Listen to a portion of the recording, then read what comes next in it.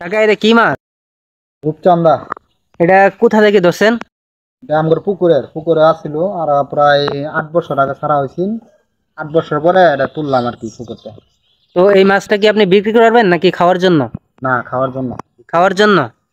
ও, মাছটা অনুমান কত কেজি হইতে পারে? 5 কেজি প্লাস আছে। তো সবাই দেখতে পারতেছেন যে এই মাছটা কত বড়, আর এই মাছটা কি সবাই চিনেন কিনা? তো কাকা নামটা বলে দিয়েছে, যারা যারা চিনেন তারা অবশ্যই কমেন্টে বলে যাবেন।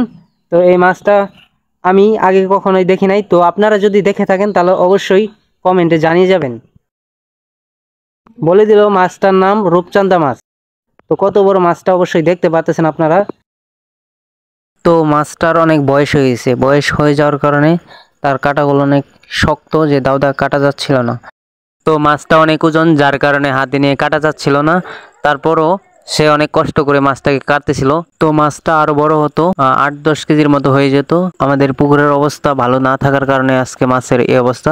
আর মাছটাকে দেখে মনে হচ্ছিল মাছটার পেটে অনেক ডিম আছে। তারপর মাছটাকে কেটে নিয়ে তার ভিতরে হাত দেওয়ার পর অনেকটাই ডিম দেখতে পেলাম আমরা। তারপর সেই ডিমগুলো বের করে নেওয়ার পর আমরা দেখলাম পেটে অনেক ডিম পাওয়া গেছে। তো সেই ডিমগুলো আমরা এখন বের করব। তো বের করে নেওয়ার পর দেখা গেল প্রায় 1 কেজির মতো হয়ে যাবে। সম্পূর্ণ ভিডিওটির সাথে থাকার জন্য সবাইকে জানাই ধন্যবাদ।